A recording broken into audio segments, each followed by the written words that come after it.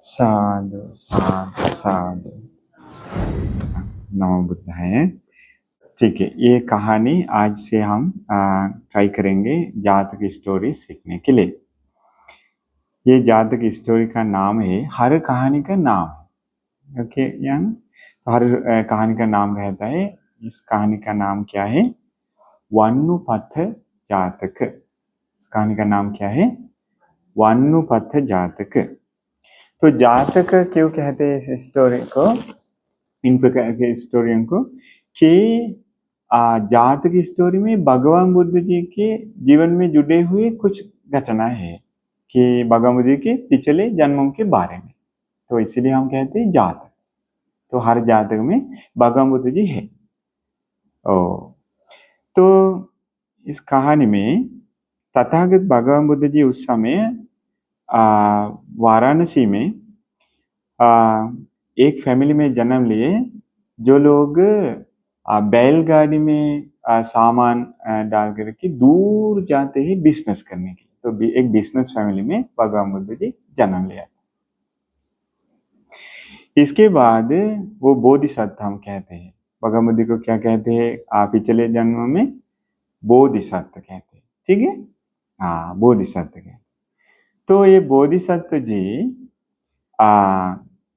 थोड़ा उम्र बढ़ जाने के बाद जब बिजनेस करना शुरू किए, तब वो भी बहुत सारे 500 बैलगाड़ी लेकर, छोटा मोटा नहीं है, 500 बहुत सारे बैलगाड़ी लेकर लोगों के साथ रेगिस्तान पार करके दूसरे देश में जाने वाले थे सामान बेचने के लिए।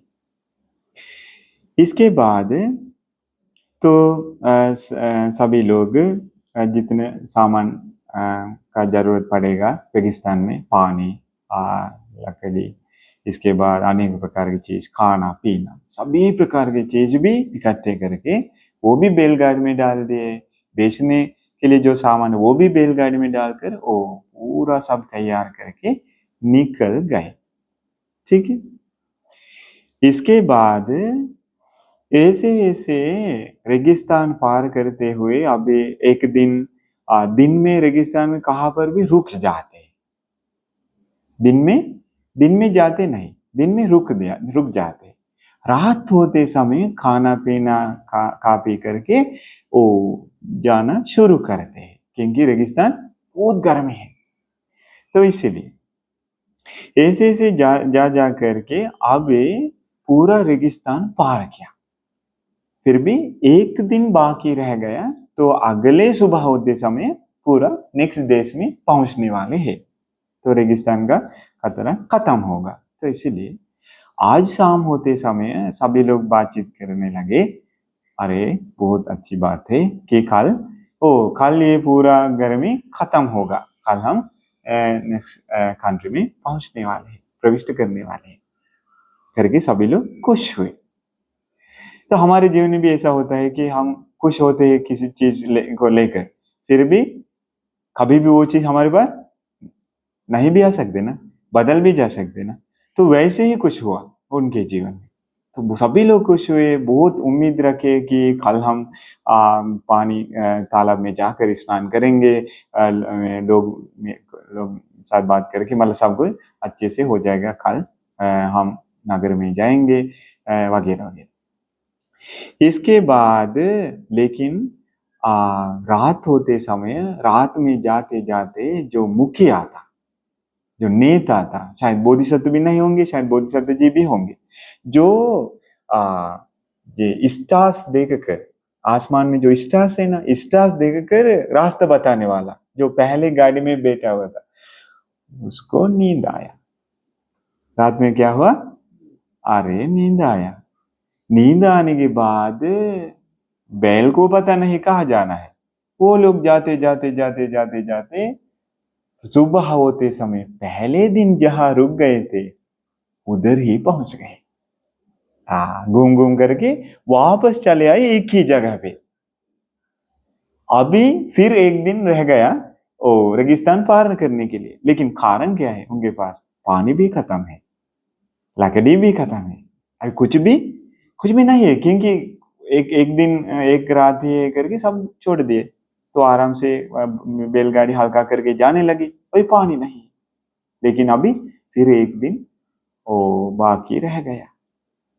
देखिए हमारे जीवन में भी ऐसे हो सकते हैं क्या? हाँ, तो हम कुछ उम्मीद करते फिर भी वो मिलते समय कुछ परेशानी के साथ, नहीं तो कुछ दुख पीड़ा के साथ मिल सकते हैं जीवन में। तो वैसे ही हो गए। इसके बाद सभी लोग होश उड़ गए, अरे ये क्या हुआ, हमारे पास पानी भी नहीं है, अब सभी लोग मर जाने वाले हैं। इस कहानी में बच्चे वीर के बारे में सुनने मिलता है। किसके बारे में? वीर करने के बारे में, संघर्ष करने के बारे में, हिम्मत के बारे में सुनने में मिलता है। तो इस प्रकार का कहानी। इसके बाद हमारे बोधिसत्व जी हर जन्म में बहुत वीरवान थे। हाँ, हिम्मत हारने वाला नहीं था। उन्होंने अकेले सोचने लगे अभी क्या करें, हर प्रॉब्लम के लिए कोई सॉल्यूशन है, वो निकालना ही बाकी रहता है। तो हर प्रॉब्लम के लिए सॉल्यूशन तो है, तो इसीलिए मैं क्या करूं, मैं क्या करूं। सोचते सोचते इधर उधर थोड़ा घूमते घूमते आते जाते समय उनको दिखाई दिया छोटा सा ये वो पौधा। कहा? रेगिस्तान में, पूरा रेत से भरे हुए जमीन पे एक जगह पे छोटा सा पौधा, जो एक नाम भी है, जो जहां पानी है उस प्रकार की जगह पर उगने वाला पौधा अचानक दिखाई दिया। उनको लगा कि इसके नीचे पानी होना चाहिए। सभी लोगों को बुलाया, इसके बाद बुलाकर कहा कि इस जगह पे रेत हटा करके जमीन खोदना शुरू करो। देखिए किसी के पास अभी हिम्मत नहीं है कि आगे क्या करे, कुछ समझ में नहीं आता है, पूरा अटक गया। जीवन में भी प्रॉब्लम आते समय बच्चे ऐसे हम अटक जा सकते, फिर भी सोल्यूशन है, निकालना चाहिए। इसके बाद क्या हुआ, वो बोधिसत्व जी के वचन मानकर सभी लोग खोदने लगे जमीन। फिर भी सॉल्यूशन इतना जल्दी मिलता नहीं। मेहनत करते करते समय भी कभी कभी सॉल्यूशन जल्दी नहीं मिल सकते। खोदते खोदते अंदर जाते समय क्या मिल गया? एक बड़ा सा पत्थर मिल गया। पानी तो नहीं मिला।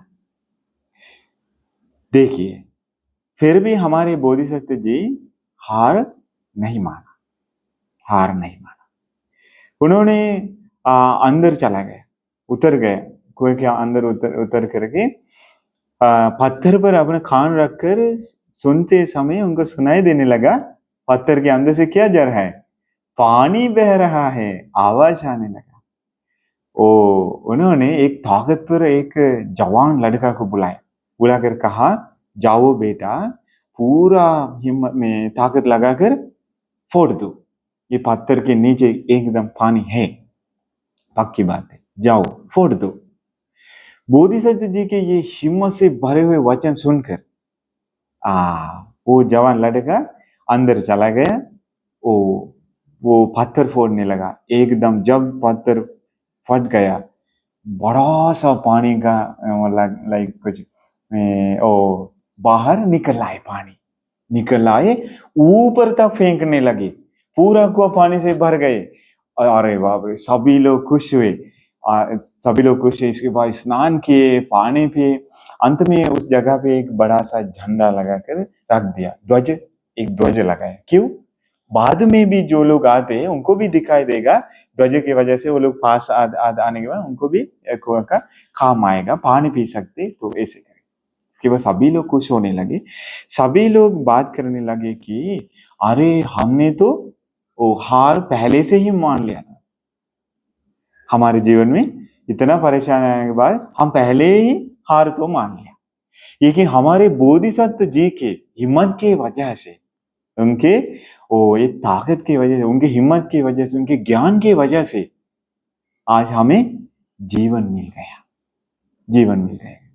तो इसीलिए बच्चे इस कहानी में हमें सुनना मिलता है कि हमारे जीवन में भी कभी भी परेशानी आते समय बहुत सारे लोग क्या करते हैं, सुसाइड कर लेते हैं, है ना।